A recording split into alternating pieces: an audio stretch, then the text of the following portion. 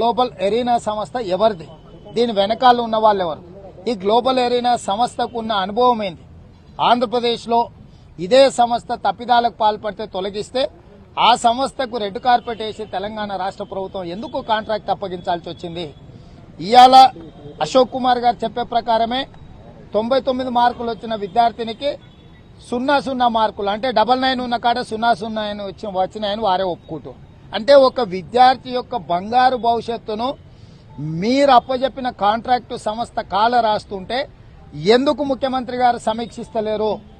ఎందుకు సంబంధిత శాఖ మంత్రి గారు బయటకు వచ్చి మాట్లాడడం లేదు? ఈరోజు సంబంధిత శాఖ మంత్రి, ఈ రాష్ట్ర ముఖ్యమంత్రి ఇద్దరు ముఖం చాటేసి ఇన్ని లక్షల మంది విద్యార్థుల యొక్క భవిష్యత్తు గందరగోళానికి లోనైతుంటే ఎందుకు మాట్లాడడం లేదు? నేను ముఖ్యమంత్రి గారిని ఒకటే ప్రశ్న సూటిగా అడుగుతున్నా. ఎన్నికల కంటే ముందు మంచిర్యాలలో ఒక రైతు తన బాస్ పుస్తకాలకు సంబంధించి సోషల్ మీడియాలో ఒక పోస్టు పెడితే collector, RDO, MRO, sir car సర్కారు మొత్తం కదిలి ఆ సమస్యను పరిష్కరించమని చెప్పారు.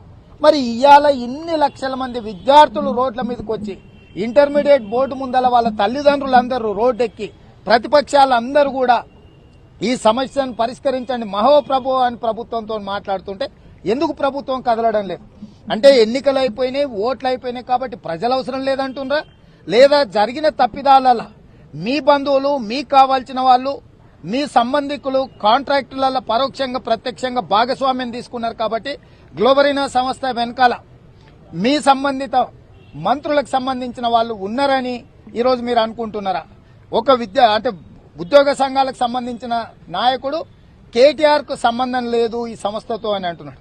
నేను సూటిగా అడుగుతున్నా నాయకుని, కేటీఆర్ కు సంబంధం ఉందని ఆరోపణ ఎవరు చేశారు? మీరెవరు వివరణ ఇవ్వడానికి? వార్తావాణి న్యూస్ ఛానల్ ఎప్పటికప్పుడు రాజకీయ, సినీ విశేషాలు, స్పోర్ట్స్ మరియు సాంకేతిక పరమైన మరెన్నో విషయాలను మన ముందుకు తెస్తుంది. మరింత సమాచారం కొరకు వార్తావాణి న్యూస్ ఛానల్ ని సబ్స్క్రైబ్ చేయండి.